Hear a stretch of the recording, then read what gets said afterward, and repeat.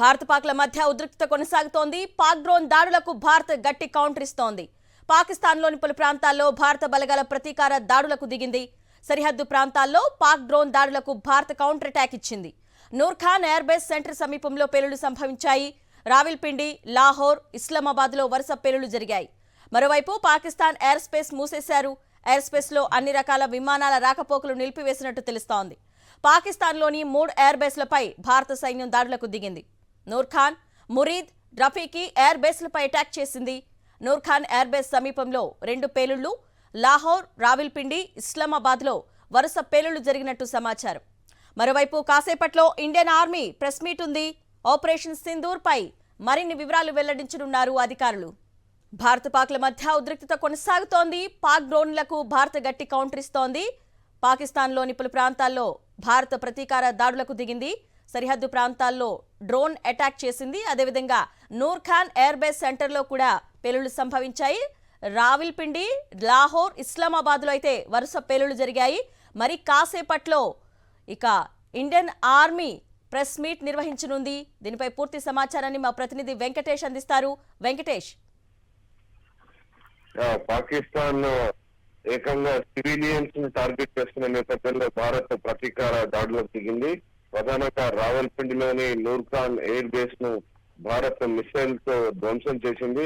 వీటితో పాటు మరొక 2 మిలిట్కి అనేటువంటి ప్రాంతంలో కూడా మిసైల్స్ ను ఉపయోగించి అక్కడ కూడా పెద్ద ఎత్తున భారీ విధ్వంసాన్ని భారత్ సృష్టించింది. అలాగే ఇటు లాహోర్, అలాగే ఇటు రావల్పిండిలో కూడా వరుసగా పేలుళ్లు కొనసాగుతున్నటువంటి పరిస్థితి. మొత్తానికి పాకిస్తాన్ చాలా మేజర్ ఎస్కలేషన్ దిశగా ముందుకు వెళ్తుంది. పాకిస్తాన్ ఒక బాలిస్టిక్ మిసైల్ కూడా ఉపయోగించినట్టు తెలుస్తుంది. సో ఆ బాలిస్టిక్ మిసైల్ కూడా భారత ఎయిర్ డిఫెన్స్ సిస్టమ్ చాలా సమర్థవంతంగా తిప్పికొట్టినటువంటి పరిస్థితి. సో పాకిస్తాన్ కంటిన్యూస్ గా రాత్రంతా కూడా ప్రధానమైనటువంటి నగరాలు జమ్మూ, సాంబా, పఠాన్కోట్, శ్రీనగర్ ఈ ప్రాంతాల్లో పెద్ద ఎత్తున డ్రోన్లతో, మిసైళ్లతో దాడి చేసేటువంటి ప్రయత్నం చేస్తుంది. తాజాగా బాలిస్టిక్ మిసైల్ కూడా యూజ్ చేసి పెద్ద ఎత్తున నష్టం చేసేటువంటి ప్రయత్నం చేస్తుంది. సో ఈ ప్రయత్నాలన్నిటి కూడా భారత్ చిత్తు చేసింది. ఫలితంగా ఇప్పటి వరకు ఎక్కడ కూడా ఎలాంటి క్యాజువాలిటీ లేదు. అయితే పంజాబ్ లోని కొన్ని ప్రాంతాల్లో సివిలియన్స్ పైన టార్గెట్ చేసుకుని డ్రోన్లకు ఆయుధాలు ఉపయోగించి వారిని గాయపరిచినట్టుగా సమాచారం ఉంటుంది. ఇమీడియట్ గా వారిని ఆసుపత్రికి తరలించి చికిత్స అందజేసేటువంటి ప్రయత్నం ప్రస్తుతం కొనసాగుతుంది. ఈ అకస్మాత్తుగా ఈ తెల్లవారుజామున ఈ మేజర్ ఎస్కలేషన్ జరిగినటువంటి నేపథ్యంలో ఆర్మీ కూడా దీనికి సంబంధించినటువంటి ఒక ప్రత్యేకమైనటువంటి మీడియా సమావేశాన్ని ఏర్పాటు చేసింది. సో ఆ సమావేశం కాసేపట్లో ప్రారంభమయ్యేటువంటి అవకాశం మనకు కనబడుతుంది. ఈ రోజు నుంచి, గత రాత్రి నుంచి ప్రధానంగా పాకిస్తాన్ టార్గెట్ చేసినటువంటి locations Srinagar airport, Awantipora air base, Nagrota, Jammu, Pathankot, Fazilka, Jaisalmer. So ప్రధానంగా ఈ ఎయిర్ బేస్ లను టార్గెట్ గా చేసుకుని పెద్ద ఎత్తున డ్రోన్స్ ను అలాగే మిసైల్స్ ను పంపి దాడులు చేసేటువంటి ప్రయత్నం పాకిస్తాన్ చేసింది. అయితే భారత సిస్టమ్స్, ఎయిర్ డిఫెన్స్ సిస్టమ్ వీటన్నిటిని గాల్లోనే న్యూట్రలైజ్ చేసి వాటిని చాలా సమర్థవంతంగా తిప్పికొట్టినటువంటి పరిస్థితి మనం చూస్తాం. అలాగే ఏకంగా డిఫెన్సే కాదు, అఫెన్సివ్ మోడ్ లో కూడా భారత్ వెళ్తోంది. సో అఫెన్సివ్ గా క్లియర్ గా రావల్పిండిలో ఉన్నటువంటి నూర్ఖాన్ ఎయిర్ బేస్ ను హిట్ చేయడం ద్వారా భారత్ తన యొక్క సత్తాను మరోసారి పాకిస్తాన్ కు రుచి చూపినటువంటి పరిస్థితి. రావల్పిండి అంటేనే పాకిస్తాన్ ఆర్మీ కేంద్రం. సో ఈ పాకిస్తాన్ ఆర్మీ కేంద్రంలోకి వెళ్లి నేరుగా పాకిస్తాన్ ఆర్మీ కేంద్రంలోనే 2 చోట్ల మిసైల్స్ దాడులకు ఇండియా పాల్పడినటువంటి పరిస్థితి. సో వాటితో పాటు లాహోర్, ఇస్లామాబాద్ ఈ ప్రాంతాల్లో కూడా పెద్ద ఎత్తున మేజర్ స్ట్రైక్స్ ఇండియా లాంచ్ చేసినటువంటి సందర్భం మనం చూస్తున్నాం. సో ఎట్టి పరిస్థితుల్లో కూడా పాకిస్తాన్ చేసేటువంటి దుశ్చర్యలను సహించే ప్రసక్తి లేదని భారత్ స్పష్టం చేస్తుంది. సో ఆ నేపథ్యంలోనే ఇస్లామాబాద్, రావల్పిండి వరకు కూడా వెళ్లి ఈ దాడులను కొనసాగిస్తుంది. ఈ తాజా ఉద్రిక్తతల నేపథ్యంలో పాకిస్తాన్ తన ఎయిర్ బేస్ ను, తన ఎయిర్ స్పేసెస్ అన్నిటిని కూడా క్లోజ్ చేస్తున్నట్టుగా అనౌన్స్ చేసింది.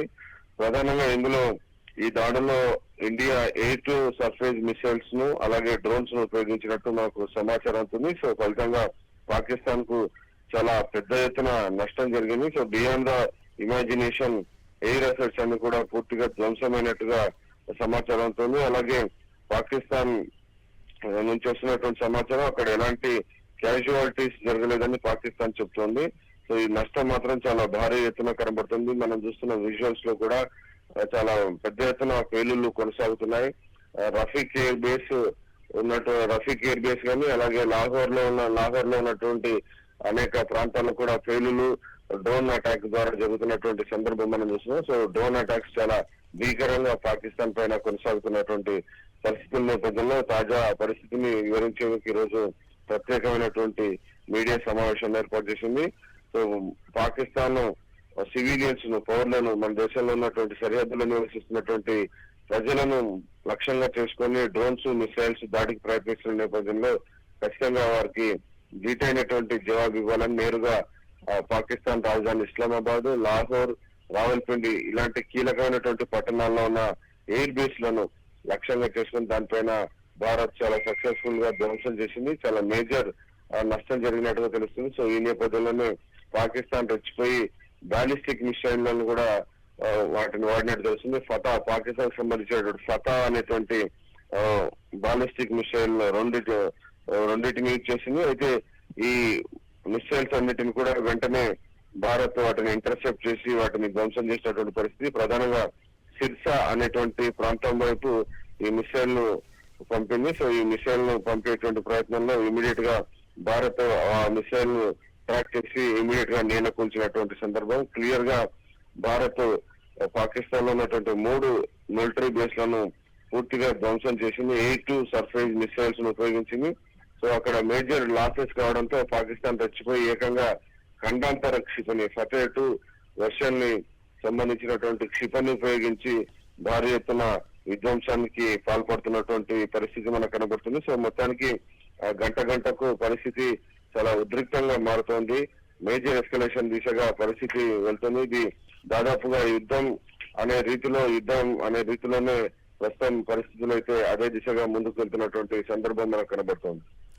వెంకటేష్, ఇప్పుడు పాకిస్తాన్లోని ప్రధాన నగరాలపై భారత దాడి వలన పాకిస్తాన్కి ఎటువంటి నష్టం కలిగే అవకాశం ఉంది? అంటే భారత్ చాలా రెస్పాన్సిబుల్ గా వ్యవహరిస్తుంది. ఎక్కడ కూడా పాకిస్తాన్ లో ఉన్నటువంటి సామాన్య ప్రజల్ని లక్ష్యంగా చేసుకోవడం లేదు. అక్కడ ఉన్నటువంటి మిలిటరీ కేంద్రాలను మాత్రమే లక్ష్యంగా చేసుకుంటుంది.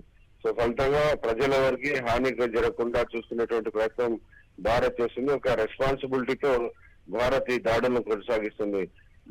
పాకిస్తాన్ చేసేటువంటి దాడులకు తగిన బుద్ధి చెప్పాలని భావిస్తున్నప్పటికీ వాటిని ఉగ్రవాదుల తరహాలో కాకుండా క్లియర్ గా ఒక రెస్పాన్సిబుల్ దేశంగా వ్యవహరిస్తుంది. కేవలం పాకిస్తాన్ మిలిటరీ టార్గెట్స్ ని అలాగే పాకిస్తాన్ నేషనల్ అసెట్స్ గా ఉన్నటువంటి ప్రాజెక్ట్స్ పైన అంటే పెద్ద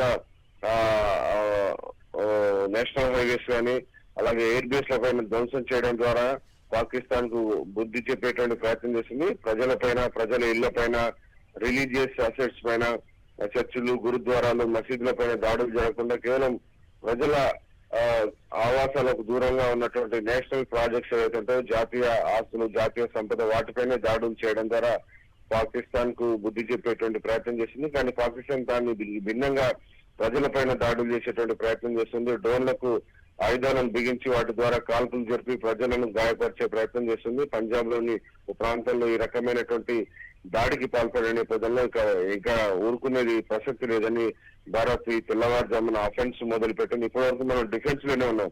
పాకిస్తాన్ ఏదైనా కలిసి దాన్ని నిర్వీర్యం చేయడం వరకే పరిమితమయ్యింది భారత్. కానీ ఇప్పుడు ఎదురు దాడి కూడా దిగాలని డిసైడ్ అయింది. సో ఏకంగా పాకిస్తాన్ లో ఉన్నటువంటి ప్రధాన నగరాలైనటువంటి లాహోర్, రావల్పిండి, ఇస్లామాబాద్ ఈ 3 ప్రాంతాల్లోకి ఎయిర్ టు సర్ఫేస్ మిసైల్స్ ను పంపడం ద్వారా అక్కడ మేజర్ డ్యామేజెస్ చేసింది. అదేవిధంగా పాక్ బాలిస్టిక్ మిషన్ ప్రతాప్-1 ను ధ్వంసం చేశారని చెప్పేసి వార్తలు వస్తున్నాయి. వెంకటేష్, దీనికి సంబంధించి మీ దగ్గర డీటెయిల్స్ ఏంటి? పాకిస్తాన్ రెచ్చిపోతోంది. ఇప్పటి వరకు డ్రోన్స్ ద్వారా పాకిస్తాన్ దాడులు చేసేటువంటి ప్రయత్నం చేసింది. కానీ మనం ఈ డ్రోన్స్ దాడులన్నిటికీ కూడా భారత్ తిప్పికొట్టింది. అలాగే మిసైల్స్ కూడా చిత్తు చేస్తున్న నేపథ్యంలో తన అమ్ముల పొదిలో ఉన్నటువంటి మరొక కొత్త అస్త్రాన్ని పాకిస్తాన్ బయటకు తీసింది. ఫతే-2 వెర్షన్ ని బయటకు తీసింది. సో దాదాపు 2 ఈ బాలిస్టిక్ మిసైల్స్ ను ఉపయోగించింది. సో ఈ ఖండాంతర క్షిపణి అంటే చాలా హై రేంజ్ తో చాలా లోపలి వరకు డీప్ ఇండియా లోపలికి దూసుకెళ్లి నష్టం కలిగించేటువంటి శక్తి ఉన్నటువంటి ఖండాంతర క్షిపణి బాలిస్టిక్ మిసైల్స్. సో ఈ బాలిస్టిక్ మిసైల్స్ ను ఉపయోగించి భారత్ లో భారీ ఎత్తున నష్టం చేసేందుకు ప్రయత్నం చేసింది. కానీ మన దగ్గర ఉన్నటువంటి సుదర్శన చక్రం దాన్ని చాలా సింపుల్ గా అడ్డుకుని సిర్సా ప్రాంతంలో దాన్ని ఇంటర్సెప్ట్ చేసి గాల్లోనే దాన్ని బూడిద చేసినటువంటి పరిస్థితి మనకు కనబడుతుంది. సో క్లియర్ గా భారత్ తన యొక్క శక్తి పాఠవాన్ని, శక్తి సామర్థ్యాలన్నిటిని కూడా చాటు చెప్తున్నటువంటి సందర్భం మనం చూస్తున్నాం. కంప్లీట్ గా ఇటు జమ్మూ కాశ్మీర్, పంజాబ్, రాజస్థాన్, గుజరాత్ ఈ 4 రాష్ట్రాలపైనే ప్రధానంగా పాకిస్తాన్ గురిపెట్టి భారీ ఎత్తున ఇటు మిసైల్స్ తో పాటు ప్రస్తుతానికి ఏకంగా బాలిస్టిక్ మిసైల్స్ అంటే ఖండాంతర క్షిపణులను కూడా ఉపయోగించి నష్టం చేసేటువంటి ప్రయత్నం చేస్తుంది. సో వాటన్నిటిని కూడా భారత్ చాలా సమర్థవంతంగా తిప్పికొడుతున్నటువంటి పరిస్థితి కనబడుతుంది. సో పరిస్థితి చూస్తుంటే డెఫినెట్ గా ఇది మేజర్ ఎస్కలేషన్ దిశగా వెళ్తుంది. ఆ ఎస్కలేషన్ వార్ వైపు, వార్ కంప్లీట్ గా పూర్తి స్థాయి యుద్ధం వైపు వెళ్ళేటువంటి అవకాశాలు అయితే మనకు కనబడతా ఉంది. వెంకటేష్, ఇప్పుడు జమ్మూ కాశ్మీర్లో డ్రోన్ల కాల్పులకు తెగబడుతోంది కదా, దానివల్ల సామాన్య ప్రజలు కూడా ఎక్కువగా ఇబ్బంది పడుతున్నారు. సో సరిహద్దు రేఖ వెంబడి ఎలాంటి జాగ్రత్తలు తీసుకున్నారు? ఇప్పటికే కొంతమందిని బంకర్లలోకి తరలించారు కదా.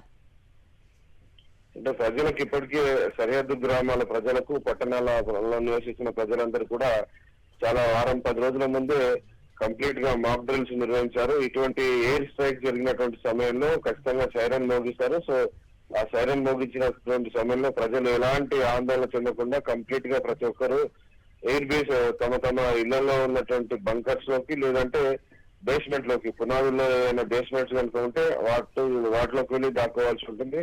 ఎందుకంటే భవనాలు ఉంటే భవనాల పై స్థానంలో పై ఫ్లోర్లలో దాడులు జరిగేటువంటి అవకాశం ఉంటుంది. అవి ధ్వంసమైనప్పటికీ కింద బేస్మెంట్ లో ఎలాంటి నష్టం జరగకుండా ఉంటుంది. కాబట్టి ఆ దిశగా అందరూ బేస్మెంట్ లో వెళ్ళి దాక్కోవాలి.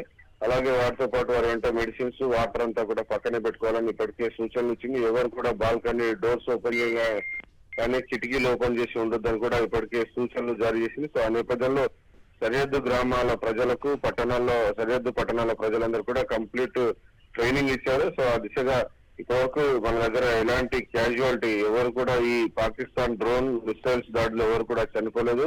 కానీ కేవలం సివిలియన్స్ టార్గెట్ చేసుకుని డ్రోన్స్ కు ఆయుధాలు బిగించి, అంటే గన్స్ లాంటివి బిగించి వాటి ద్వారా నష్టం చేసేటువంటి ప్రయత్నం చేస్తుంది. వాటిని కూడా భారత్ ఇంటర్సెప్ట్ చేసి అవి ల్యాండ్ కాకుండా ముందే, అంటే టార్గెట్ రీచ్ కాకుండా ముందే వాటిని గుర్తించి గాల్లోనే బూడిద చేసేటువంటి ప్రయత్నంలో చాలా సక్సెస్ఫుల్ గా ఉంది. భారత్ వద్ద ఉన్నటువంటి ఆకాశ్ డిఫెన్స్ సిస్టమ్ కానీ, LC-70 కానీ, అలాగే S-400 ఇలా 3 రకాల ఎయిర్ డిఫెన్స్ సిస్టమ్స్ ఉన్నాయి. సో ఎయిర్ డిఫెన్స్ సిస్టమ్స్ ద్వారా పాకిస్తాన్ కు సంబంధించిన ఏ ఒక్కటి డ్రోన్ కూడా మన వద్ద టార్గెట్ రీచ్ కాకుండా గాల్లోనే పేల్చి వేస్తున్నటువంటి సందర్భం మనం చూస్తున్నాం.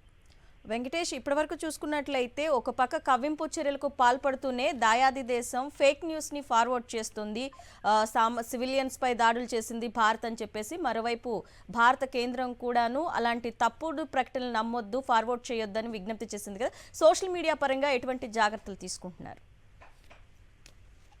పిఐబి ద్వారా ఈ సోషల్ మీడియా సంబంధించినటువంటి దాన్ని ప్రయత్నం చేస్తుంది. Social media PIB fact check program ద్వారా దాన్ని నిరోధించేటువంటి ప్రయత్నం చేస్తుంది. సో కొద్దిసేపటి కింద అందుతున్న సమాచారం, ఆర్మీ నిర్వహించాల్సినటువంటి ఈ మీడియా సమావేశాన్ని రద్దు చేసినట్టు తెలిసింది. ఎందుకంటే మేజర్ ఎస్కలేషన్ కొనసాగుతుంది. సో ఎస్కలేషన్ కొనసాగుతున్నటువంటి సమయంలో ఈ ప్రెస్ కాన్ఫరెన్స్ ను పెట్టొద్దని నిర్ణయించుకుంది. సో అకస్మాత్తుగా ఈ ప్రెస్ కాన్ఫరెన్స్ ను కాల్ చేసిన వాటికి సంబంధించినటువంటి కంప్లీట్ గా రద్దు చేసినటువంటి సమాచారం మనకు అన్ని తెలుస్తుంది. సో మొత్తానికైతే చాలా మేజర్ ఎస్కలేషన్ అయితే ప్రస్తుతం సరిహద్దులో కొనసాగుతుంది. అనేక చోట్ల పాకిస్తాన్ మిలిటరీ బేస్ లక్ష్యాలను చేసుకుని భారత్ తన మిసైల్స్ దాడినైతే కంటిన్యూ చేస్తుంది. ఒకవైపు మనం మిసైల్స్ తో దాడి చేస్తే అది ఏకంగా పాకిస్తాన్ మాత్రం బాలిస్టిక్ మిసైల్స్ ను ఉపయోగించి భారీ ఎత్తున దాడులకు పాల్పడుతుంది. కానీ పాకిస్తాన్ ఒక్క టార్గెట్ కూడా రీచ్ కానటువంటి సందర్భం మనం చూస్తున్నాం. పాకిస్తాన్ కు సంబంధించి ఒక మిసైల్ గానీ, ఒక డ్రోన్ గానీ టార్గెట్ రీచ్ కాలేదు. సో వాటన్నిటిని గాల్లోనే పేల్చి వేస్తూ భారత్ మొత్తానికి పాకిస్తాన్ పైన పై చేసి సాధిస్తున్నటువంటి సందర్భం మనం చూస్తున్నాం. లాహోర్ లో గానీ, ఇటు రావల్పిండి లో ఉన్నటువంటి నూర్ఖాన్ ఎయిర్ బేస్ చాలా పెద్ద ఎయిర్ బేస్, చాలా మేజర్ ఎయిర్ బేస్. ఇక్కడ నుంచే ఆర్మీకి సంబంధించినటువంటి భారీ ఎత్తున ఫైటర్ జెట్స్ వీటన్నిటిని కూడా పంపిస్తుంటారు. అలాగే పాకిస్తాన్ ఎయిర్ ఫోర్స్ సంబంధించినటువంటి రఫీక్ వైమానిక స్థావరం కూడా షోర్కోట్ లో ఉంది. ఇది కూడా చాలా మేజర్ ఎయిర్పోర్ట్. వీటితో పాటు మురిగ్లో ఉన్నటువంటి వైమానిక స్థావరం కూడా ఇది చెక్ వల్ల ఉంది. సో ఇక్కడ కూడా పెద్ద ఎత్తున భారత్ దాడికి పాల్పడి మేజర్ డ్యామేజెస్ చేసింది. సో దాంతో పాకిస్తాన్ రెచ్చిపోయి బాలిస్టిక్ మిసైల్స్ తో దాడి చేస్తున్నటువంటి పరిస్థితి. సో వాటన్నిటిని కూడా భారత్ చాలా సమర్థవంతంగా అడ్డుకొని పాకిస్తాన్ కు బుద్ధి చెప్తున్నటువంటి పరిస్థితి మనం చూస్తున్నాం. సో పాకిస్తాన్ నుంచి డ్రోన్లు వచ్చినా, మిసైల్స్ వచ్చినా, లేదంటే బాలిస్టిక్ మిసైల్స్ వచ్చినాయి, ఏ వచ్చినప్పటికీ కూడా వాటిని గాల్లోనే నిర్వీర్యం చేసి గాల్లోనే బూడిద చేస్తూ మన సైనిక పాఠవాన్ని భారత్ సత్తా చాటుతున్నటువంటి సందర్భం మనం చూస్తున్నాం. కేవలం సివిలియన్స్ లక్ష్యంగా చేసుకొని పాకిస్తాన్ చాలా ఘోరంగా వ్యవహరిస్తుంది. అంతర్జాతీయ నిబంధనలను ఉల్లంఘించి, అంతర్జాతీయ యుద్ధ నిబంధనలను ఉల్లంఘించి నిరాయుధులైనటువంటి సామాన్యుల పైన, నిస్సహాయులైనటువంటి సామాన్యుల పైన దాడులు చేయడం అనేది ఎవరు కూడా జీర్ణించుకోలేకపోతున్నారు. అయితే పాకిస్తాన్ మొదటి నుంచి కూడా అది ఒక ఉగ్ర దేశం. సో ఆ ఉగ్రవాదుల తరహాలోనే పాకిస్తాన్ వ్యవహరిస్తుంది. చాలా సంకుచిత బుద్ధితో ఇలాంటి వ్యవహారం చేస్తున్నటువంటి నేపథ్యంలో క్లియర్ గా పాకిస్తాన్ కు తగిన బుద్ధి చెప్పేందుకు ఏకంగా పాకిస్తాన్ రాజధాని ఇస్లామాబాద్ లో కూడా భారత్ తన డ్రోన్స్ అటాక్ చేసింది. మిసైల్స్ ద్వారా అటాక్ చేసి అక్కడ మేజర్ డ్యామేజెస్ చేయడంలో భారత్ సక్సెస్ అయింది. Okay Venkatesh, thank you.